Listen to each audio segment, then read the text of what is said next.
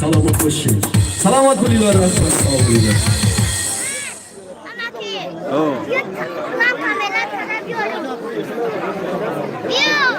Be sozial mi be?